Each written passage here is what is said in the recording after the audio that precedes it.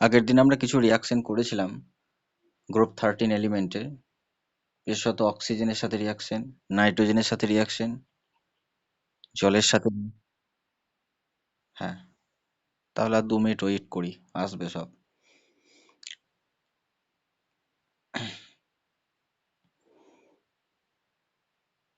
আচ্ছা, আগের দিন আমরা গ্রুপ 13 এলিমেন্টের সাথে কিছু রিয়াকশন করেছিলাম, কেমিক্যাল রিয়াকশন। তাদের মধ্যে উল্লেখযোগ্য ছিল অক্সিজেনের সাথে রিয়াকশন, রিয়াকশন উইথ এয়ার,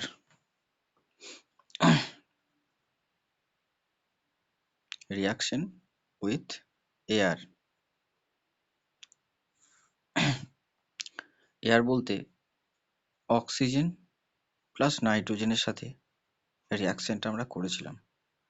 কেন অক্সিজেন নাইট্রোজেন? কারণ এই দুটোই বাতাসের মধ্যে বেশি আছে, তার জন্য এই দুটো রিয়াকশন করেছিলাম। এর সাথে সাথে রিয়াকশন কি করেছিলাম না, জলের সাথে রিয়াকশন। ওয়াটারের সাথে কেমন রিয়াকশন করে সেগুলো আমরা পড়েছিলাম। আমরা দেখেছিলাম যে বোরন, গ্যালিয়াম, ইন্ডিয়াম এবং থ্যালিয়াম এরা সবাই কোল্ড ওয়াটার, হট ওয়াটার কারোর সাথে রিয়াকশন করে না। অনলি অ্যালুমিনিয়াম কোল্ড ওয়াটারের সাথে তো করে না, কে করে? একমাত্র অ্যালুমিনিয়াম হট ওয়াটারের সাথে রিয়াকশনটা করে, Al2O3 তৈরি করে, তার সাথে সাথে হাইড্রোজেন গ্যাস বেরিয়ে যায়। প্রথমে AlOH তার হোল 3 হয়, এখান থেকে কি হয়, হাইড্রোজেনটা বেরিয়ে গেলেই এটা তৈরি হয়ে যায়। আজকে আমরা পড়ব কিছু রিয়াকশন। তার আগে আমাদেরকে জেনে নিতে হবে যে বোরন মেটালয়েড, সেটা আমরা আগে পড়েছি। অ্যালুমিনিয়াম অ্যামফোটেরিক,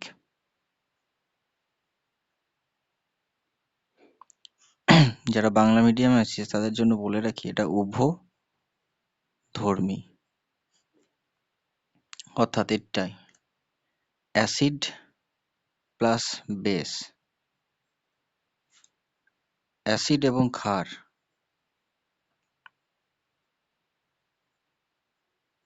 উভয়ের সাথে রিয়াকশন করে, কারণ এটা উভধর্মী ক্যারেক্টার আছে অ্যালুমিনিয়ামের। অ্যালুমিনিয়ামের নিচে কে আছে? গ্যালিয়াম, এটা একটা মেটাল। ইন্ডিয়াম, এটা একটা মেটাল। এবং থ্যালিয়াম, এর একটা মেটাল।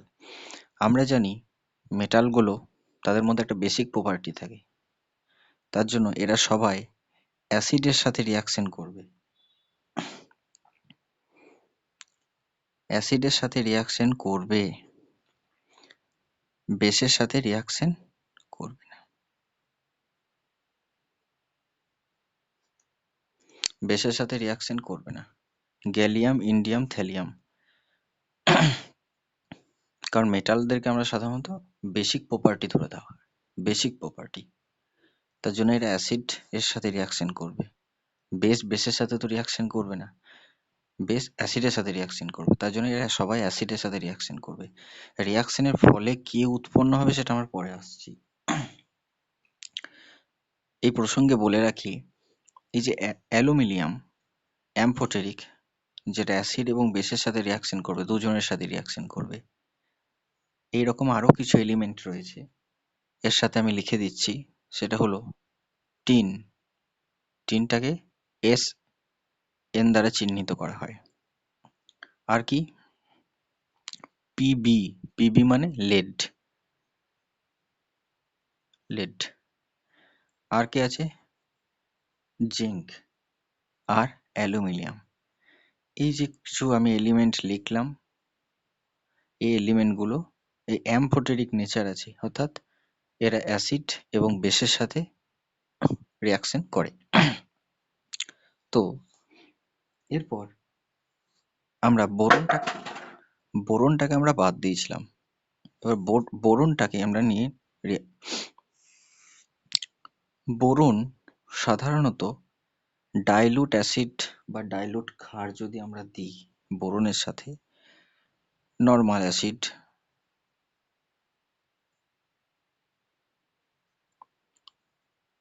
নর্মাল ক্ষার, নর্মাল বেস, মানে এই নর্মাল ক্ষার বা নর্মাল বেস বলতে আমরা বোঝাচ্ছি ডাইলুট।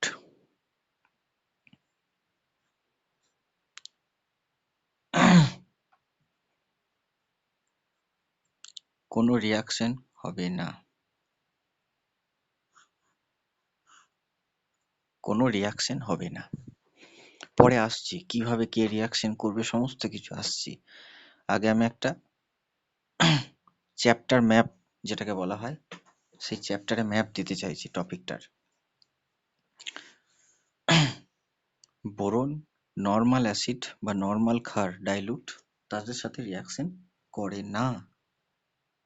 কার সাথে রিয়াকশন করে না? অনলি রিয়াকশন করে কনসেন্ট্রেট অ্যাসিড, কনসেন্ট্রেট,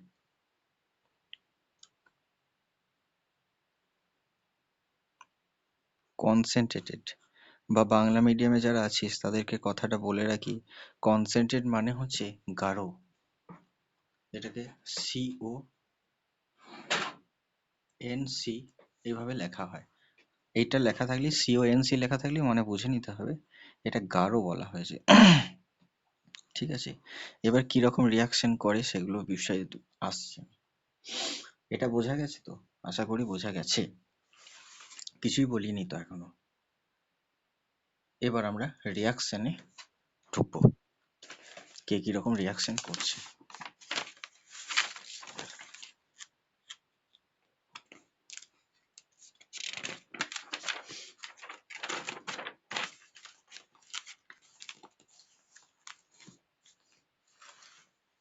প্রথমে আসি অ্যালুমিনিয়াম। অ্যালুমিনিয়াম তো অ্যাসিডের সাথে রিয়াকশন করবে, তাহলে প্রথমেই আমরা একে অ্যাসিডের সাথে ট্রিট করব। কি অ্যাসিড দেওয়া যায়? নর্মাল যেটা আমরা ইনঅর্গানিক অ্যাসিড দিই, আমরা HCl দিই।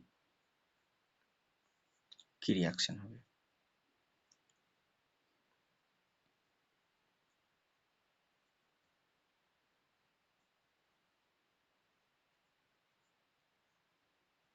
হাইড্রোজেন গ্যাস বেরিয়ে যাবে, নর্মাল রিয়াকশন।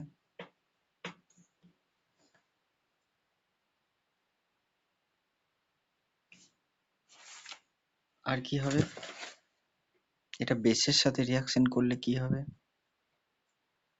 বেস মানে আমাদের যেটা হাতের কাছে সব সময় থাকে, প্রত্যেকটা ল্যাবরেটরিতে থাকে, ছোট বড় NaOH। কি তৈরি হবে? NaAlO2,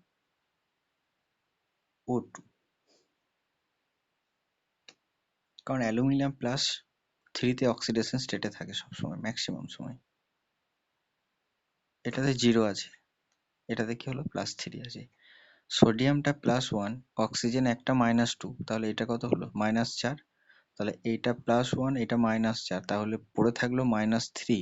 সেই -3টাকে স্টেবিলাইজ করার জন্য অ্যালুমিনিয়ামটাকে +3 হতে হবে। আর কি হবে? হাইড্রোজেন গ্যাস বেরিয়ে যাবে। ঠিক আছে, তাহলে অ্যালুমিনিয়াম অ্যাম্ফোটেরিক নেচার হওয়ার জন্য অ্যাসিডের সাথে রিয়াকশন করলো এবং বেসের সাথে সাথে রিয়াকশন করলো। খুব একটা ইম্পর্টেন্ট রিয়াকশন, মনে রাখতে হবে। এরপর গ্যালিয়াম। গ্যালিয়াম অ্যাসিডের সাথে রিয়াকশন করবে, কারণ এর একটা বেসিক ক্যারেক্টার আছে। এই সেল দিদি কার সাথে রিয়াকশন করবে? GaCl3। আমরা আগের দিন পড়েছিলাম যে অক্সিডেশন স্টেট গ্যালিয়াম কত? +3। সেটাই হয়েছে। এটা কততে আছে? Ga3 plus plus 3Cl minus, এটাতে আছে। সরি, ভুল লিখেছি। এই সে ইন্ডিয়াম। ইন্ডিয়াম কিরকম রিয়াকশন করবে এই সেলের সাথে? এরা সবাই +3তে থাকে, তাই না? তাহলে InCl3, এটা In3 plus plus 3Cl minus, এই স্টেটে আছে। এরপরে যেটা লিখবো সেটা হলো থ্যালিয়াম, তার সাথে HCl রিয়াকশন করেছে। আমরা আগের দিন পড়েছিলাম এটা +1 স্টেট দেখাবে, তাই না? Cl due to inert pair effect, Tl plus plus Cl minus. এটা কেন হলো? Due to inert pair effect. Previous ক্লাসে আমরা ইনার্ট পেয়ার ইফেক্ট সম্পর্কে আলোচনা করেছিলাম, যে ইনার্ট পেয়ার ইফেক্ট কি, ইনার্ট পেয়ার ইফেক্টের জন্য কি হয়, সে সমস্ত জিনিসগুলো নিয়ে আলোচনা করেছিলাম। সো আজকে আশা করি সেই ক্লাসটা প্রয়োজন নেই বা সেই জিনিসগুলো বলার প্রয়োজন নেই। তাহলে গ্রুপ 13 এলিমেন্টের মধ্যে আমাদের অ্যালুমিনিয়াম, গ্যালিয়াম, ইন্ডিয়াম এবং থ্যালিয়াম সমস্ত বিষয় সম্পর্কে আলোচনা করা হয়ে গেল। এরপর আমরা যে বিষয়টি নিয়ে আলোচনা করব সেটা হচ্ছে বোরন। আমি আগের পাতাতে লিখলাম যে boron normal acid, dilute acid বা বেসের সাথে রিয়াকশন করে না। তাহলে কি দিতে হবে? কনসেন্ট্রেট দিতে হবে। গাঢ় HCl, HCl দেবো না, HNO3, কনসেন্ট্রেট H2SO4, এগুলা কনসেন্ট্রেট একদম ভালো অ্যাসিড, কিং অফ কেমিক্যাল, দুর্দান্ত স্ট্রং অ্যাসিড, তার জন্য এই দুটোকে ব্যবহার করছি। কি তৈরি হবে? তৈরি হয় H3BO3 প্লাস NO2 গ্যাস, আর এটাও তৈরি হয় H3BO3 along with SO2 gas. প্রশ্নটা হলো কেন?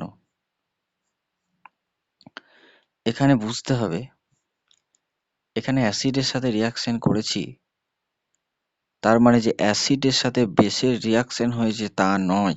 এখানটাতে এই জায়গাটা ভালো করে বুঝতে হবে। অ্যাসিডের সাথে রিয়াকশন বেসের হলে পরে কি হয় না, একটা সল্ট তৈরি হয়, তার সাথে সাথে ওয়াটার তৈরি হয়। মাসুমা যোগ দিয়েছে রে,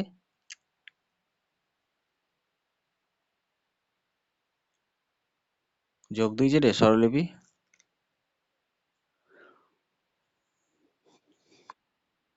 হুম, জয়েন করেনি? সেদিন গেছিল রে ইয়েতে, সেন্টারে? যায়নি না? আচ্ছা, আজকে তাহলে আজকে আর জমলো না কো। রাগ করিস না, তোর লেগে কিছু বলবো না নি। আজকে একটা মজা হতো বুঝলি, ও থাকলে পরে। স্বরলিপি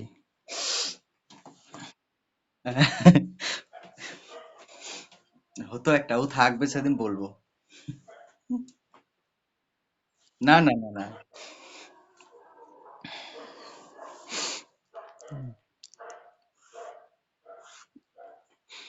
ও ওর জয়েন করবে, দেখবি একজনের লেফট হয়ে যাবে, এটাই আর কি, দেখবি লক্ষ্য করে।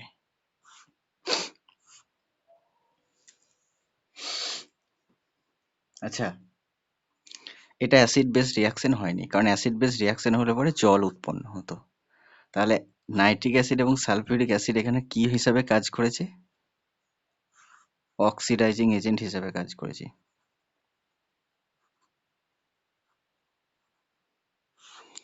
অক্সিডাইজিং এজেন্ট হিসাবে কাজ করেছে, অক্সিডাইজিং এজেন্ট হিসাবে কাজ করেছে। আর এই বোরনকে কি করেছে? অক্সিডাইজড করে দিয়েছে, এটাকে অক্সিডাইজড করে দিয়েছে।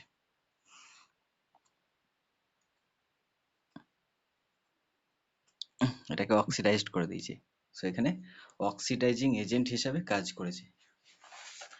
তোরা লিখতে পারিস এখানটাতে, concentrated acid acts as oxidising agent. ঠিক আছে, যদি এখানে if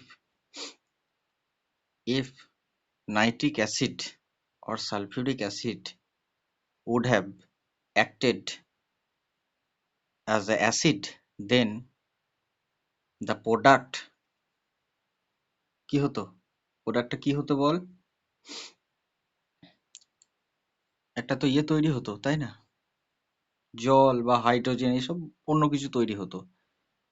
এটা যদি অ্যাসিড হয়, এটা মেটালিক একটা হলে পরে একটা কিরকম অ্যাসিড বেস রিয়াকশন, কি হলে পরে কি হয়, হাইড্রোজেন জল এসব তৈরি হয় না, হাইড্রোজেন দেখবি জল এসব তৈরি হয়, কিন্তু এখানে কি হয়েছে, এটা তৈরি হয় নাই। এখানে এক এখানে নাইট্রিক অ্যাসিড এবং সালফিউরিক অ্যাসিডটা অক্সিডাইজিং এজেন্ট বা জারক দ্রব্য হিসাবে ইউজড অ্যাজ অক্সিডাইজিং এজেন্ট, জারক দ্রব্য হিসাবে।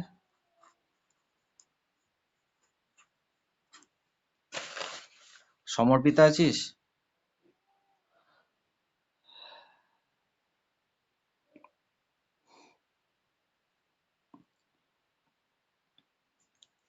সমর্পিতা আছিস? ঘুমিয়ে গেল নাকি রে অনলাইনে ক্লাস জয়েন করে?